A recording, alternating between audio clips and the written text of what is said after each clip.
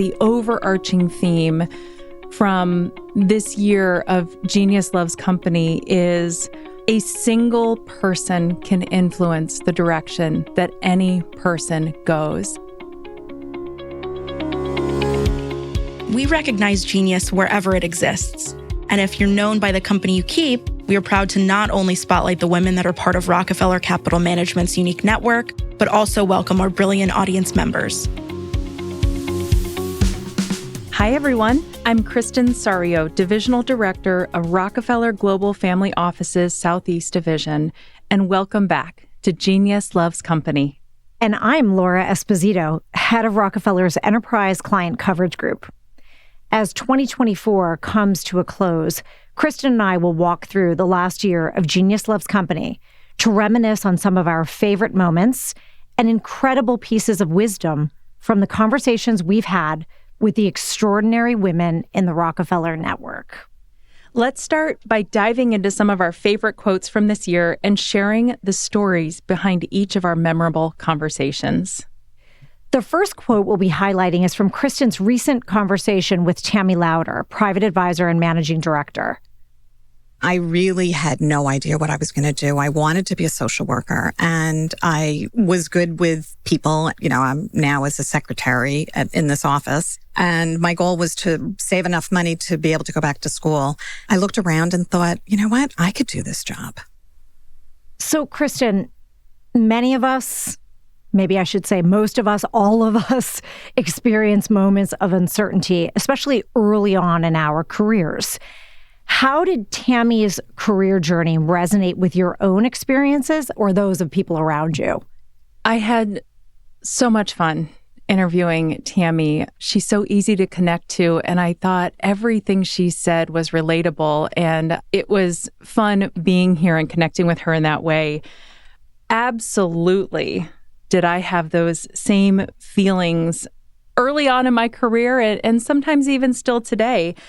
And it really resonated with me. And some of the things I think about is, you know, do we ever really know exactly what we want to be? I think back from even when I was a child, I thought I wanted to be a teacher, and I would set up, you know, my little schoolroom in the house and make my sister go through the school day. And then I wanted to be a swim coach. And then I wanted to be the director of a great theater. And at one point when I was in college, I wanted to build health and wellness programs for Fortune 500 companies.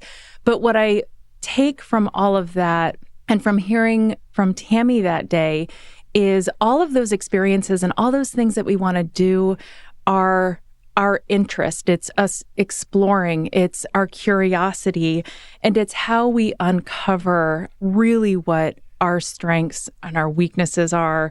It helps us to identify what we're passionate about. And for me, I realized I was passionate about people. I enjoyed being in front of people. I enjoyed the act of selling something I believed in. I believed in service, and that led me to a career in wealth management. So I always say there isn't really a direct path. I always thought, what is the ladder and how do I climb it? And what I really realized, especially in talking to Tammy, and I think we even talked about this that day, was there is no ladder. There is no path. It's this jungle gym, and we jump from side to side and up and sometimes even down. Sometimes fall off the jungle gym. Oh, absolutely. But we get back up. And we get back up. That's the important through line here. It is. And I today try to tell my daughters that, and my son, don't always try to figure it out. Don't try to figure it out. Don't try to course your path all the time. Be curious, explore, become an expert, and then get really uncomfortable over and over again. And through all of that, we will grow. And that's really what I took away from hearing Tammy's story. But the great thing about sitting in this studio is the ability to connect through our stories. And we did that day. Our next quote is from Laura's conversation with Shelley Lazarus, Chairman Emeritus of Ogilvy, the global advertising agency, and a member of the board at Rockefeller Capital Management. When I got out of Smith with this remarkable group of 2,000 women, when someone even suggested that a woman couldn't do anything, it was absurd to me. I had just spent 4 years with these women who could do anything. So much energy. Just re-listening to that quote again. And you had the privilege of sitting down with Shelley and hearing her remarkable journey to become one of the most powerful executives in the advertising industry. And it seems like that quote captures her mindset throughout her entire career perfectly. So thinking back to that conversation, Laura, do you find this to be true? And really what resonated with you the most? Can I start with, I have a girl crush on Shelley Lazarus because she is just so extraordinary. And you heard her enthusiasm, her confidence. It's just palpable. Her energy, what an extraordinary contribution she has made on our board of directors. We're also lucky collectively in our Rockefeller capital management ecosystem to have her. If our listeners out there didn't hear the episode with Shelley, which I highly recommend you go back and listen to, but if you didn't hear it, the context she doesn't provide there is she was graduating from Smith in the late 1960s. So this was in the 60s and the 70s. And the confidence that experience, particularly at Smith, being surrounded by so many extraordinary women, it really hit me. And the way she approached her career from that point forward was with that confidence, kind of the wind at her back. That was just a reinforcement for her. And she navigated her career really as such. And if you go back and listen, I love, she too, just like the conversation we were having earlier about Tammy Lauder, it wasn't necessarily, there was nothing linear about her career. It wasn't, even though in hindsight it kind of seems that way, there was nothing necessarily deliberate about it. Shelley is one of those people that she just puts her head down, but she remained curious throughout the entirety of her career. She talks about how she would pop into people's offices at 6 p.m. towards the end of the day as people were winding down. And she was just curious. And what does everyone love to do? They love to talk about themselves. They love to impart wisdom and share knowledge and share experiences. And Shelley, at a very young age, put herself in a position to ask for things. And even though I'm well into my career, nearly or over a quarter of a century, there was so much I took from that conversation from Shelley. And I have the privilege of working with her regularly through my interactions with our board. And I continue to just draw from her confidence, her enthusiasm, her authenticity. She often talks about how her team tried to presentation train her at one stage, and they just gave up. They're like, Shelley, just be you when you go into these situations. And that's really stayed with me. It's really been impressed upon me because I feel like, and this might just be my own experience, but as a woman, I am constantly trying to seek perfection. There is no such thing as perfection. We all know that, right? And Shelley just kind of, she was just like, look, I'm just going to be myself. And if that's not enough, then sorry for you. I can tell already in our conversation, we're going to have a lot of overlapping words. Yeah. We've said curiosity and authenticity and this energy that we picked up from everybody we were spending time with. But I feel some common themes picked up early on in our conversation. I know. So our next quote from Jana Devine, private advisor and senior vice president. This one really hit me because it's advice I think I still need to listen to, even at this stage of my career. I think the best advice is to be patient and to be curious and to not judge yourself on others' progression through their career. You just need to be yourself and to really follow your passions and interests because that will drive your paycheck in the end. So, Kristen, do you apply similar advice when you're mentoring younger professionals on career progression? This quote, when she said it and when I listened to it today, there's no question as to why this is the key quote for this particular episode.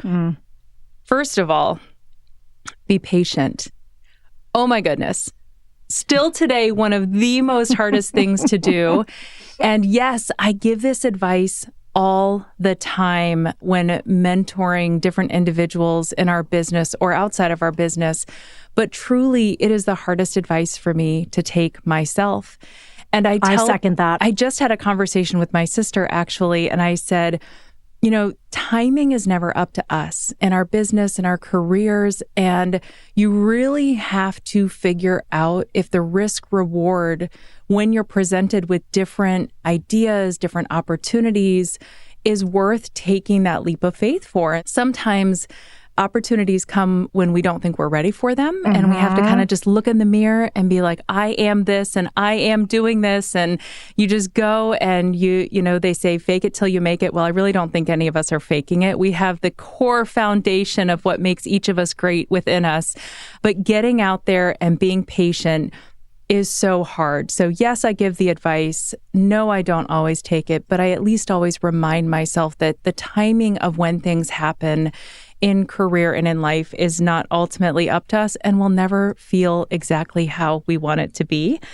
The second thing she says a lot is to be curious. And you said that word. And she spoke a lot about curiosity. And curiosity, in my eyes, when I'm speaking with younger individuals in the business, is really what sparks growth. It's what you said, sitting in that office at 7:00 at night, or being the first one in and saying, tell me what you're doing. I know absolutely nothing about this, but, explain it to me. I want to understand. I'm curious. It might not have anything to do with my day-to-day, but it will help me connect the dots. And so that's the curiosity that spurs growth within all of us. So I absolutely share that. And then, again, being your authentic self. She talked about it in that single quote. She said so much was packed into this 2 sentences, but being your authentic self. And what I tell people all the time is if you try to be what you think everybody wants you to be, you're not going to get the response that you're looking for.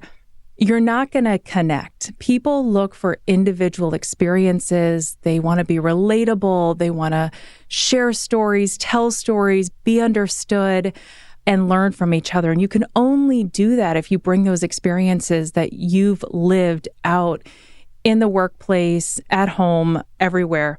And so all of that to say that without doing these things, being patient, being curious, and bringing your authentic self out every time, you have to do these things to be able to connect. And it's great advice bundled in that single quote that she said, but more so, it's advice I share, and it's advice that daily I am still trying to take. That was such a good pull quote. She did pack in so much to those 2 sentences that seem really kind of basic and simple on the surface. But when you dig in, there's so much power and there's so much truth in what she said. Absolutely. And what's really fun is going back to some of these episodes. Wasn't it fun? And I loved going back, and you could pull from every single quote. I think, oh my gosh, that's great advice. And oh my gosh, it's almost like this power-packed 15, 20, 30 minutes of advice. And it depends on what I'm doing at any point in time as to how that podcast episode is going to relate to my day in the life. You. Absolutely. I know. It was so fun to go back and listen to them. Well, I want to jump into another quote. And on our 8th episode, you sat down with Alex Liebenthal, Managing Director and Senior Banker within Rockefeller Capital Management's Global Investment Banking Division. And you discussed her successful career and how she got to where she is now.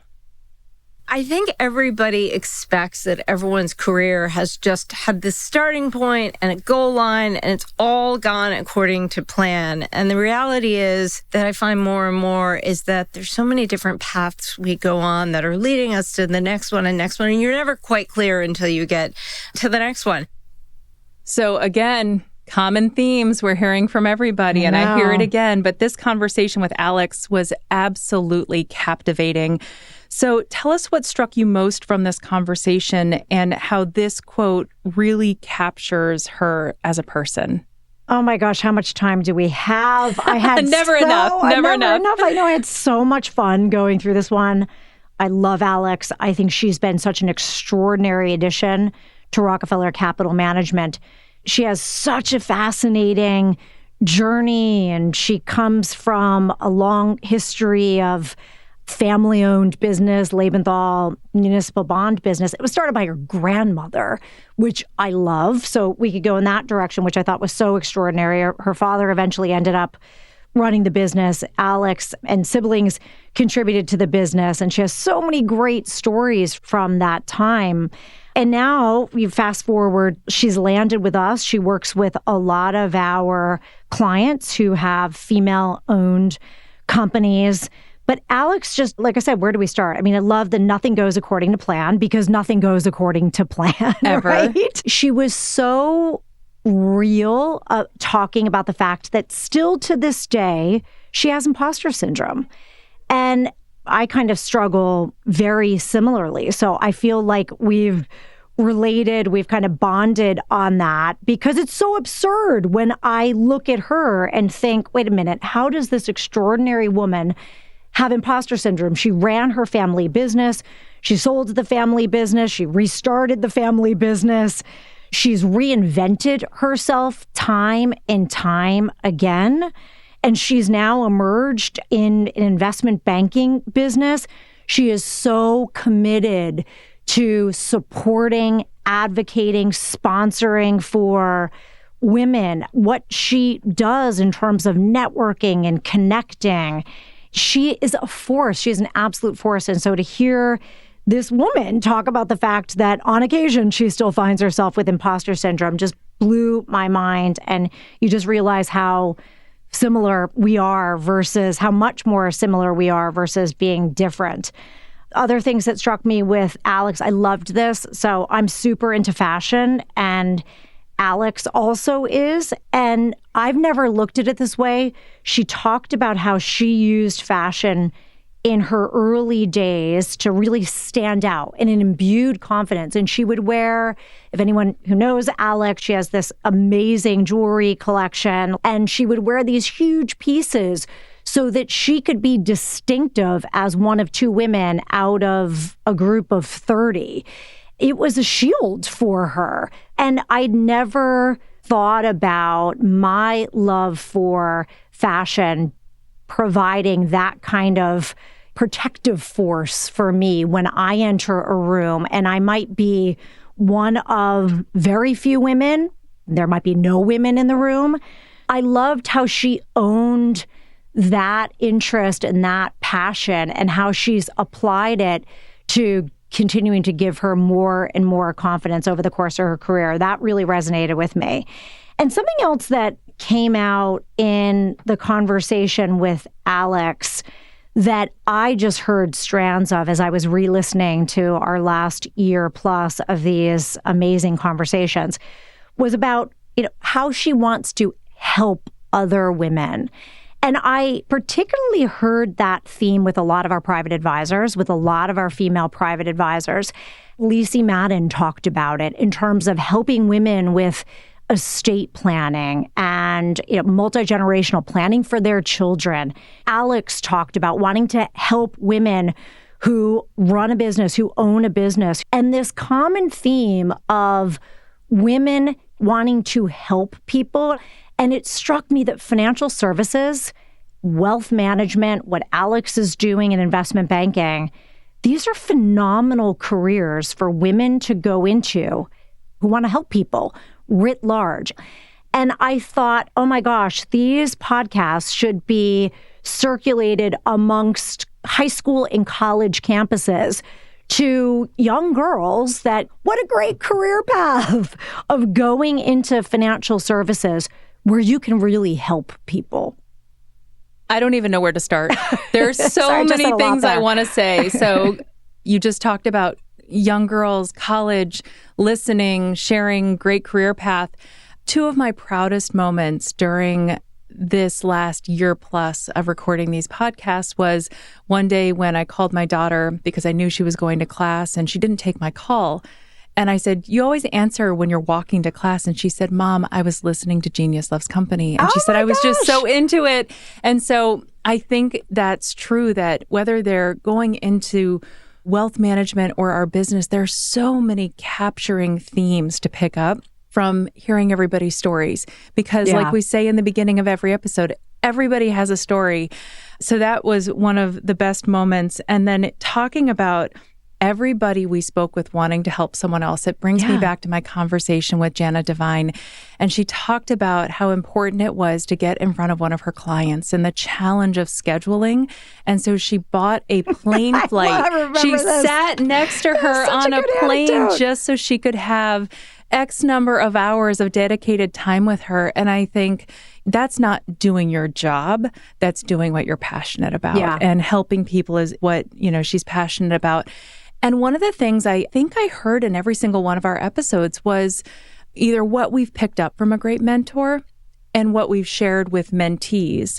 And I think it speaks to everything you just said about that connectivity among, humans, if you will, through sharing our stories. So the last thing I'll say, but anybody that knows Laura, when you see her walking down the hallway, she is always dressed fabulously. I, on the other hand, wake up every morning, and if I can make one less decision in my day, it's going to be about what I wear. If I could wear the same thing every single day, I am a uniform supporter, just for the record. The older I get, I am a uniform supporter. I'm all about the corporate uniform, so it is one less decision I have to make in my busy day. I indoctrinate that. Alex Leventhal would not appreciate it. But I always appreciate those of you that walk down the hallway with so much style. So thank you for that.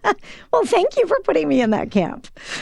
Okay, so this next quote is from Angela Mwanza, private advisor leading Oryx Legacy Partners. This one really captured my attention. I came from Zambia. When I started business school, I didn't even know what the Wall Street Journal was. I'd never heard of a stock or a bond. And here I am at the table, honored and privileged to work with these incredible, accomplished families. Angela Mwanza's journey from Zambia to becoming a respected private advisor is truly inspiring. Reflecting on her story, what key lessons or insights, Kristen, did you gain from your conversation with her that you now can apply in your personal and your professional life? Oh, Angela, what a remarkable individual. It was such a pleasure to be in the room and have this conversation with her. Talking back about imposter syndrome, and what she just said is, she didn't even know what the Wall Street Journal was, and now she's sitting across the table from other remarkable people and giving advice. And so I think that really speaks to some of the key lessons and insights that I picked up from hearing from her. Some other things that she said that to this day really resonate with me. She said something that was important to her, or is important to her, is being a world citizen and having an influence, and talk about making an impact and helping other people. She wants to be a world citizen, and she talks about that in her upbringing and her travels, and she wants to make sure she's having an influence in everything that she does. And another line that she said that I really brought to the front of our conversation is her passion for positive impact. And that drives not only who she is every day at Rockefeller or at home with her family, but it also drives, I think, the type of people that she works with. And she said that a lot of the people that she works with in her career also share that same passion for positive impact.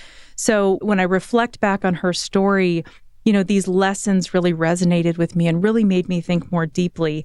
The last thing that I'll say about my conversation with Angela is it goes back a little bit to the prior quote that we were talking about with imposter syndrome. She said, who in the world would want to connect with me? And she talks about some of the reasons why. And I was sitting across the table from her thinking, who wouldn't want to connect with you? Have you heard your own story? Opposite. You are incredible. And she's done great work. She does great work. And I really enjoyed my time with her. That was such an extraordinary conversation. What resonated with me, too, she talked about her love of learning. Again, the way she kind of described it of being a global citizen, loving to learn, that curiosity, that just goes hand in glove. And she also talked about the importance of having access to education. And she might not have come from wealth, but recognizing that she came from privilege, as her father was the governor of the central bank of Zambia. And that really struck me. And her memory of money was not having it. Was not having any. And then she also talks about how she thought at one point that it was her father's signature on the money. I mean, just when you go back to the beginning of how these thoughts are formed, it's really interesting. But I do remember she said, when we asked, what was your first memory of money? She said, my first memory was not having any. Yeah, I know. So scarcity, what scarcity brings out in so many people. And she talked about that concept of scarcity. And then I think when you couple that to her point, and we're fortunate to have the privilege to have that access to education like she did as well, that can just be such a powerful, powerful conversation. I want to fit in another quote. And Laura, this is from a conversation you had with Andrea Young, President and CEO of Grameen America and a member of the board at Rockefeller Capital Management. And a mentor said to me, follow your compass, not your clock. Those words and that advice reshaped my career, but I think more importantly, my life. I absolutely love that. Follow your compass, not your clock. And I can't wait to hear your perspective on that. Andrea has been a pioneering force for women in business, creating and expanding economic opportunities for over 6 million women across more than 100 countries. Wow. Walk us through your conversation. And as a mentor yourself, how important is this message to young professionals who are navigating their career right now? Oh, my goodness. Every one of these, I'm a broken record, but just an extraordinary conversation and how fortunate we are to have access to these remarkable, phenomenal women. Andrea, having been a CEO of Avon, massive Fortune 500 company at a time where there were less than a handful of female CEOs. She is just legendary. I love that quote, and Andrea's said it to me a couple times now in opportunities I've had to spend time one-on-one with her. It harkens right back to Jana's quote, right, about the concept of patience. So if you listen to the episode, she tells this really, to me, it would have been traumatic, the story of getting passed over for CEO initially, because, spoiler alert, she gets it 18 months later, but only after a male had been hired in from the outside. She got passed over for the job. And I think I even said to her, Andrea probably would have quit. She was lucky to have mentors and sponsors to kind of say, feel all the things, feel all the feelings, but now pick yourself back up and follow your compass, not your clock.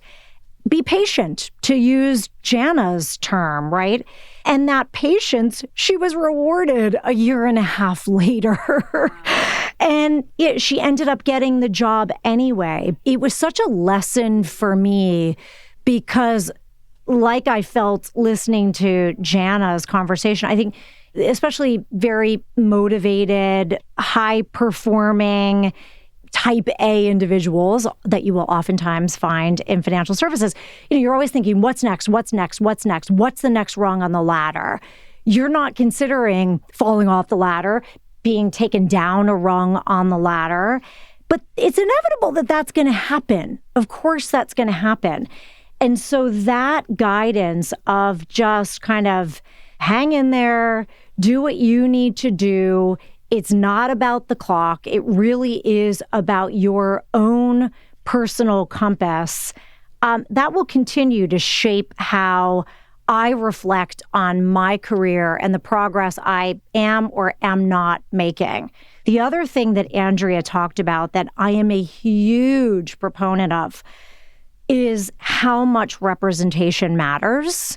At least for me, it was the same, it sounds like, for Andrea, because Andrea tells the story about how when she was in college, when the only kind of very successful senior female woman that she saw around her was Connie Chung. And so she initially thought about exploring journalism, but then she talks about how she didn't get a job offer from the Boston Globe. And so that kind of set her back some. But this concept of representation matters. I am firsthand, that means a lot to me. It really resonates because my first job 26 years ago was in the asset management business. I swear, I think the only reason why I even took the interview, because I was forced by a recruiter because he said, it's this unbelievable woman that you're going to interview with. I walked into the interview. I sat down with her. She was probably 30 years older than me. And I thought within about 5 minutes, I was like, I want to be her in 30 years. So I am such a firm believer that you have to see yourself in order to believe it. But we need more women, and we just need to see continued progress in order, I think, to take the next big step in advancing kind of a balance, particularly in our industry. I couldn't agree more. And I think that Genius Loves Company is a baby step in that direction as we all connect.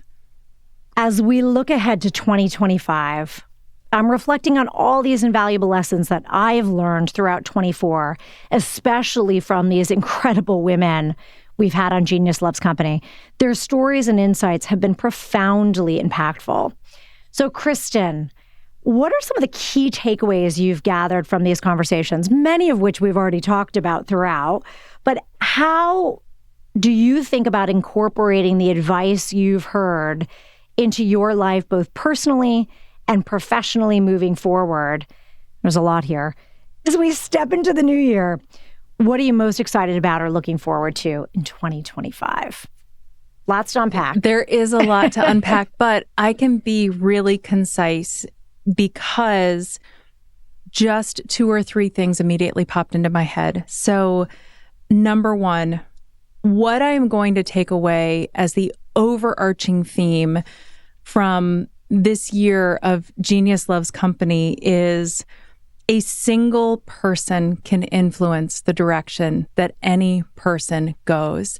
And when you listen to the stories, you will hear almost every single person say, this person, that person you just sat across from.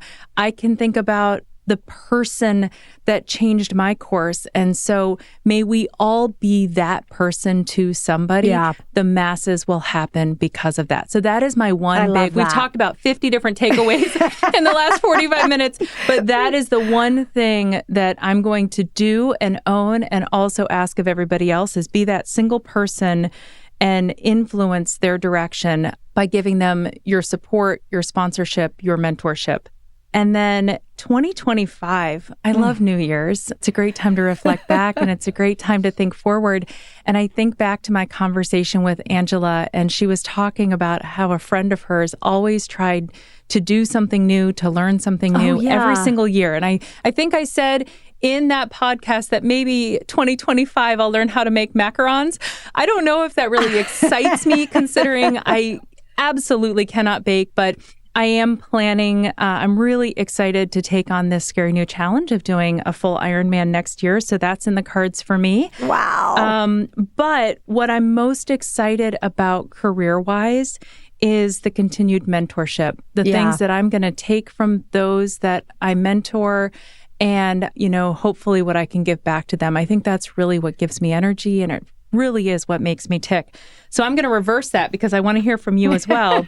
What are some of the key takeaways you've gathered from all of these conversations, or what else I should say? And how do you plan to incorporate this advice into your life, personally, professionally, and then almost Happy New Year. What does next year look like for you? I can't believe that. Well, all right. So maybe I'll take it from the back end first, because it was so much fun going back and having to listen to all of these amazing conversations. All I kept thinking was, we need to do more of these, even for me and I'm sure for you too. And we're sitting here hosting these conversations and meeting in person with these remarkable women and making connections and walking out of this booth and feeling like women could do anything. You know, we could do everything, and feeling so inspired and motivated listening to each of these individual journeys and how people have arrived at the place where they are. It just got me thinking we need to share more of these stories, more of these narratives for younger women, for non-working women. I just think that there's so powerful. People love a good story. So that was my thought for 2025 of just how do we continue delivering these messages and these important themes to our audience and hopefully expanding the audience. The key takeaways, we've talked through so many, and the mentorship and sponsorship that's just imperative. So I too vow that I will continue doing that. I guess the only one we haven't necessarily talked about, you mentioned it at the outset. I'm very connected to this feeling because I've been in a new position for the last 2 years at Rockefeller Capital Management, and I still have moments of discomfort in this role and in the just not being 100% confident in the rooms that I'm finding myself in, and that is absurd. So I am taking from all of these rich stories from these women who we've been fortunate enough to have conversations with, all of whom felt periods of discomfort, but just put that aside and just grind it out, have the confidence. I deserve to be in the room. You, listener, we deserve to be in the room. And so I'm going to just continue to embrace that because that was a big takeaway as I was listening to all of these incredible women. Well, that was incredible. And I'll say, Laura Esposito, you deserve a seat in any room. And I'm so happy to be sitting here in this room with you right now. Same. And I want to also say that when we're uncomfortable is, when we know we're still where we're supposed to be. The minute we get too comfortable, we've moved on. We've moved past. Exactly. We need to challenge ourselves. And the only way to grow is by leaning into that discomfort. And that I've learned that, and that's a good thing, right? To your point, because if you ever stop having that feeling, the growth and the personal development, the professional development, it ceases to exist. Well, with that, I just want to thank everybody for listening. It has been an incredible year. I wish everybody a very happy holiday. Laura, to you and yours, a happy new year. Happy, healthy new year and a wonderful holiday season. And thanks to everybody for listening. And please stay tuned for a great lineup in 2025.